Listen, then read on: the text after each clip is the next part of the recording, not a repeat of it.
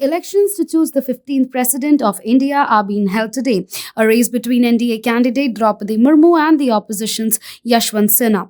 The contest, though, is seen as all but over, counting the parties that declared the support for Ms. Murmu. The election has coincided with the first day of Parliament's monsoon session.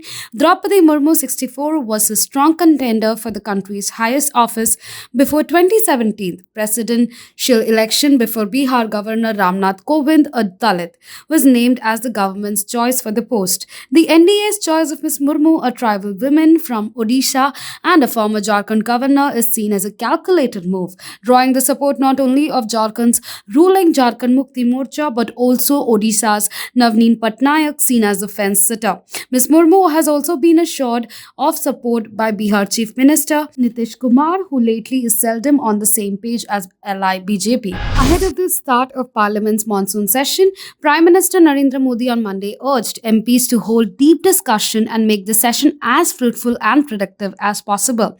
He added that the session is important because elections for the office of President and Vice President are taking place. This period is very important. It's the period of Azadi Ka Amrit Mahotsav. There is a special significance of August 15 and coming 25 years, when nation would celebrate 100 years of independence, would be the time to make a resolution to decide our journey and the new heights we scale, Mr. Modi told reporters. This session is also important because elections for the office of President and Vice President are taking place right now. Voting for the presidential election is taking place today. During this period, the new President and the Vice President will be guiding the nation, he added. Shiv Sena MP Sanjay Raut on Sunday said that the party will support the opposition's vice presidential candidate Margaret Alva. He added that for the presidential poll, Sena will lend support to Draupadi Murmu out of sentiment, as Murmu is a tribal woman and Maharashtra is largely tribal. While talking to ANI, Mr. Raut said, Draupadi Murmu is a woman, belongs to a tribal society. Maharashtra is largely tribal.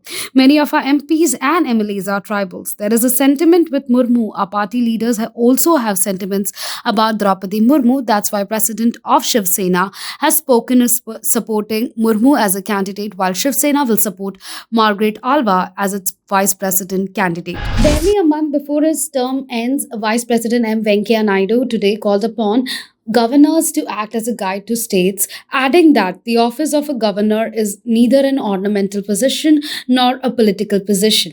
He appealed to the governors to ensure that the programs funded by the government are properly implemented by the states. Their conduct should set an example for the state administration. A media release from his office quoted him saying, addressing governors and administrators from various states and union territories at a lunch hosted by him at his official residence, he urged the governors to frequently visit as many universities as possible in their state, in the role of chancellor to the university, and interact with the students and staffs to motivate them. He also suggested that they oversee the implementation of National Education Policy 2020 in its letter and spirit. Sri Lanka's acting President Ranil Wickremesinghe on Monday declared a state of emergency as anti-government protests continued to simmer amid the acute financial crisis gripping the island nation. The action comes as the Sri Lankan parliament meets to elect a new president, the result of which are expected to be announced on July 20. The top constitutional post was vacated by Gotabaya Rajapaksa after he fled the country last week following massive protests against him. Rajapaksa is currently enconcerned in Singapore, where small groups of people held demonstration demanding that he be booted out. Singaporean authorities have reportedly told the ousted Gotabaya Rajapaksa that they will not extend his stay in the city-state. Rajapaksa landed there last Thursday on what Singapore government called a private visit. He has not asked for asylum and neither has been granted any asylum, Singapore's foreign ministry said.